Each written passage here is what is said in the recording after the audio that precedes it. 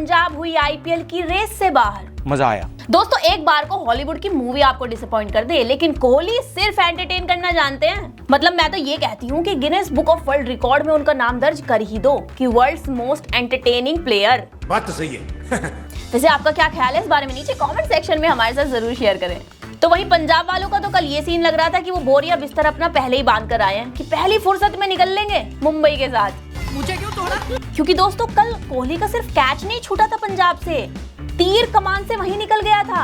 क्या बात कर रहे हैं? तो चलिए फिर शुरुआत से शुरू कर लेते हैं, क्योंकि कल कोहली ने बता दिया कि औकात में कैसे रहते हैं।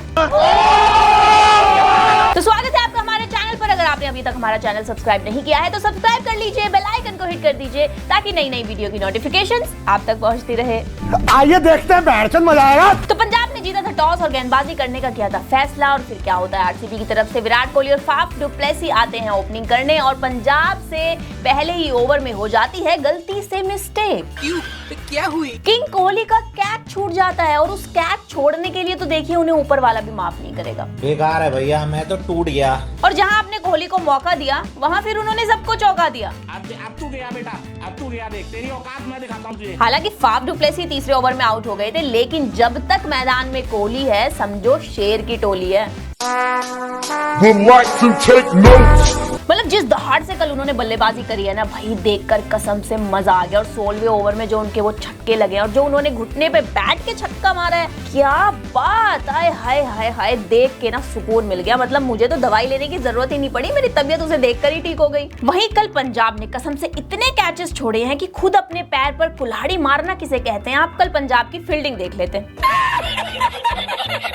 मतलब पहले तो कोहली का कैच छोड़ दिया, फिर विल जैक्स का कैच छोड़ दिया, जिसके बाद पाटीदार का भी कैच छोड़ दिया, और वो भी पावर प्ले के अंदर। अब आप खुद सामने वाले को मौका दे रहे हैं तो देखिए वो उस मौके पर क्यों ना चौका मारे। बात तो सही है। और विराट कोहली का तो क्या था, जैसे ही उनका कैच ड्रॉप हुआ उन्होंने तो कसम खा ली कि अब आ जाओ तुम, बस अब एक जीवन दान मुझे मिल गया, अब इसका मैं भरपूर फायदा उठाऊंगा। और भरपूर क्या, उन्होंने तो भर भर के फायदा उठाया, जो दबा के शॉट्स मारे हैं, जो बॉलर्स को पेला है। मतलब विराट कोहली का शतक रह गया कल, जिसका अफसोस थोड़ा सा उनके फैंस को भी होगा, लेकिन भाई 92 रनों की ताबड़तोड़ पारी, जानदार शानदार हमें देखने को उनकी मिली है कल। तो वहीं पाटीदार ने भी 55 रनों की पारी खेली, तो कैमरन ग्रीन की भी कल बेहद जबरदस्त परफॉर्मेंस थी, 46 रन उन्होंने भी बनाए, और इस तरह से आरसीबी ने 20 ओवर में 241 रनों का भारी भरकम स्कोर खड़ा किया पंजाब के सामने। अब पंजाब की बॉलिंग की मैं बात करूं तो बहुत ही खराब। मतलब मैंने लास्ट वीडियो में ही कहा था कि अर्शदीप सिंह को कमबैक करना बहुत जरूरी है। कल उन्होंने एक विकेट लिया, लेकिन फिर भी 3 ओवर में 41 रन खा गए। अब देखिए, यहाँ आप जैसा भी परफॉर्म कर रहे हैं, चलिए ठीक है, हम इग्नोर कर देते हैं, लेकिन आपका सिलेक्शन हुआ है T20 वर्ल्ड कप के स्क्वाड में। भाई आप वहाँ ऐसा परफॉर्म करेंगे तो टीम को सपोर्ट कैसे कर पाएंगे? मतलब मैं बहुत ही ज्यादा डिसअपॉइंटेड हूँ। वहीं हर्षल पटेल ने 3 विकेट्स लिए, लेकिन वो लास्ट ओवर में। अब लास्ट ओवर में विकेट्स लेने का भी देखिए कोई सेंस बनता तो है नहीं।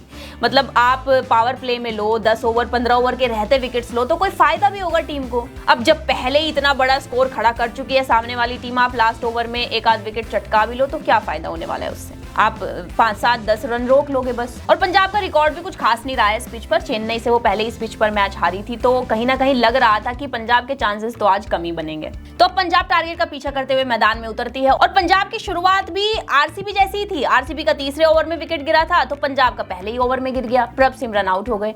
अब देखिए, प्रभ सिमरन को मौका देते हैं तो वो उस मौके का फायदा उठा नहीं पा रहे हैं। मतलब बात बन नहीं रही है उनसे कुछ। वहीं जॉनी बेस्टो की अगर मैं बात करूं तो जैसे मैंने लास्ट वीडियो में ही कहा था कि अगर वो चल गए तो पंजाब के चांसेस थोड़े बन सकते हैं, लेकिन कल मात्र 27 रनों पर उनकी भी पारी समाप्त हो गई, और मुझे कहीं ना कहीं वहीं लग गया था, क्योंकि जो थोड़ी बहुत उम्मीद जॉनी बेस्टो जगा सकते थे जीत के लिए, वो उम्मीद जगने से पहले ही बुझ गई थी। हालांकि राइली रूसो ने कल अच्छा परफॉर्म किया। काफी मैचों से जो उनकी फॉर्म मिसिंग लग रही थी, कल फाइनली हमें देखने को मिली। उन्होंने अपनी हाफ सेंचुरी भी पूरी करी, और थोड़ी सी होप आई कि चलो ठीक है, अभी भी पंजाब के चांसेस हैं। लेकिन जैसे ही थोड़ी सी होप बने, आरसीबी वाले तोपे चला दें, वो विकेट चटका देते हैं भाई।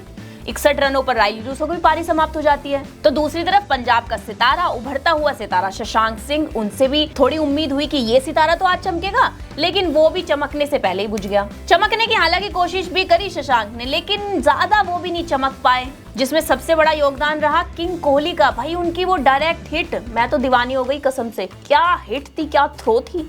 भाई उनके आगे तो सच में डायरेक्ट हिट में कोई बोल ही नहीं सकता अनडाउटेडली। तो वहीं आशुतोष शर्मा आए। आशुतोष शर्मा भी क्या ही कर लेते अकेले के दम पर। मैच तो ऑलमोस्ट लग ही रहा था कि पंजाब हार चुकी है और वो भी सच में ही कुछ नहीं कर पाए। 7-8 रन बनाकर वो भी आउट हो गए और इस तरह से 16 ओवर 5 गेंदों में मात्र 181 रनों पर पंजाब की पूरी टीम सिमट कर रह गई और आरसीबी ने ये लगातार चौथी जीत अपने नाम करी है दोस्तों। तो आरसीबी वाले जागे तो हैं लेकिन जरा देर से जागे हैं और यहाँ इस पॉइंट पर मैं थोड़ी सी कंसर्न हूँ कि ठीक है लगातार 4 मैचेस जीत गई है, अच्छा परफॉर्म कर रही है, लेकिन क्या अभी भी प्लेऑफ में जाने के चांसेस हैं? क्योंकि मुझे लग नहीं रहा है, थोड़ा सो वाला मामला लग रहा है। मतलब जरूरी नहीं है कि वो प्लेऑफ में चली ही जाएगी। हालांकि ये प्लस पॉइंट है कि कल के मैच जीतने के बाद वो एलिमिनेट तो नहीं हुई है और जहां एलिमिनेशन की गाड़ी पटरी पर चढ़ चुकी है, जिसमें मुंबई पहले से ही सवार थी और अब पंजाब भी उनके साथ रवाना हो चुकी है। अब देखते हैं अगली कौन सी टीम उस ट्रेन में रवाना होने वाली है। वैसे आज की बात कर लेते हैं। आज चेन्नई और गुजरात के बीच मैच है तो मुझे लगता है कि गुजरात अगली टीम होने वाली है जो एलिमिनेशन की इस ट्रेन में सवारी करेगी,